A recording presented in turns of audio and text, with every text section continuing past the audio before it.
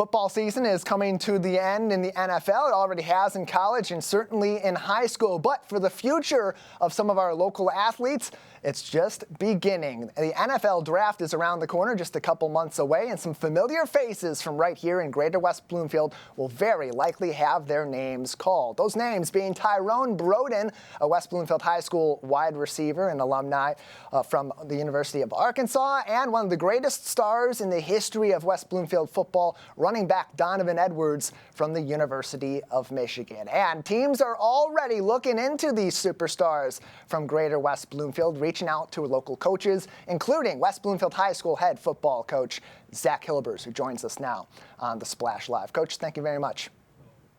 Hey, thanks for having me. Appreciate it. Yeah, happy to have you on with this good news from our athletes who we always knew had the potential to get to this point. But now with Tyrone Broden and Donovan Edwards on the doorstep of a professional football career, what's your initial reaction to them being able to be in a position to possibly get drafted into the National Football League?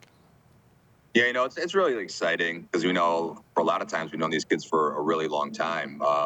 In addition to those two, like Maxwell Harriston just finished up in Kentucky. He was with us ever since he was a little baby, it feels like. Dixon, who's at Toledo, they'll have really good shots as well. Mcari Paig, who's a safety at Michigan. Yeah. So we got 5 at least that I think have a really good chance, at least this draft cycle. And it's just so cool because, they were running around here not too long ago with these big dreams of getting to this moment and be this close. I don't know. It's kind of neat to see. Everybody sort of looks at Donovan Edwards, and even back in his high school days, they looked at a player like Donovan and said, he's got the NFL in his sights, almost guaranteed going forward. But maybe they didn't take as strong of a look at guys like Tyrone Broden, Mcari Paig, Maxwell Harriston, both who have been stars in their own right at the collegiate level, too. What should people know about those kids and the legacy that they left at West Bloomfield High School and the kind of players they've become at the collegiate level? To kind of speak on what you said, you're right. Donovan was kind of pegged as this guy who's got a real good shot to make it from a young age. So I think for him to realize potential and get there is a great testament to his work ethic because, it's tough when you're 15 and 16 years old and everybody tells you how great you're going to be to, I guess, stay motivated and keep your goals, focused on your goals and to do everything it takes to get where he's got. So he deserves a ton of credit for that. Some of those other guys, kind of the other side of it, they might have not have thought when they were here in high school they would get to this point, and they used it as, I guess, motivation to get where they are. They all got their own strengths, but I guess the common theme throughout is that they never lost faith or belief in their goal, and they worked really hard to get where they're at. Zach Hilbers is with us, the varsity football coach at West Bloomfield High School, as 5 of his athletes are looking to go into the NFL draft in the coming months. And already, a really cool moment happened recently, and the West Bloomfield football team posted this on their Instagram page. We have a picture of a couple of forms that were sent to the team by the Green Bay Packers. They sent scouting forms out to learn more about the West Bloomfield High School athletes. They want to get some background on them, and once we have those pictures, we'll put those up. But Coach, how cool was it for you to get those messages from professional teams, especially with the prestige of the Green Bay Packers, to learn about some of these guys that you got to know at an early age?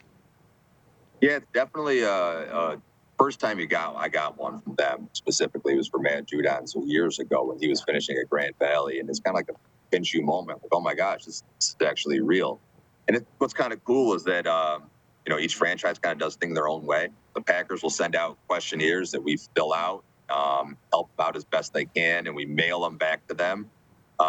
Some people will give you a phone call. Some organizations give you a phone call and just want to run stuff by you. Some people just show up here unannounced because they want to hear like the honest truth. They don't want you to, I guess, prepare any kind of narrative about the kids. They'll just show up at the school door, sit down and just ask questions about the guys. So it's kind of crazy, I guess, the depths of the detail that those franchises go through, just kind of doing their homework and background check. And I read these to the kids in our program now. Like, this is the Green Bay Packers 5 years later asking, did these kids show up to class on time? Were they active in their school? Were they ever a discipline problem? Like, all the stuff you tell them is important kind of makes a little bit more of a reality.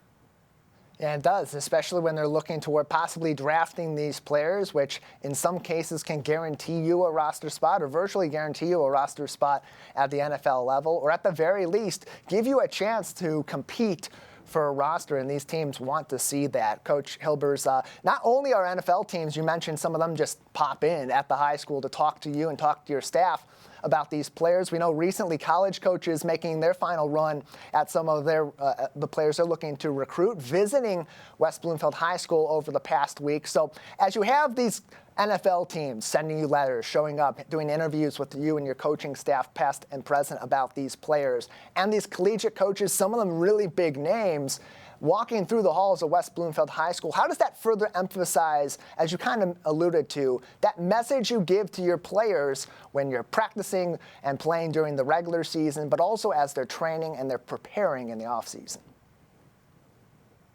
Well, I guess it shows that the dreams can be a reality, although it's not easy. It doesn't happen on the timeline you always want it, but the opportunity is still there. And it's something I guess we're really proud that we offer, is that, you know, if you do things the right way and you're good enough, you're going to have a chance, like a real chance.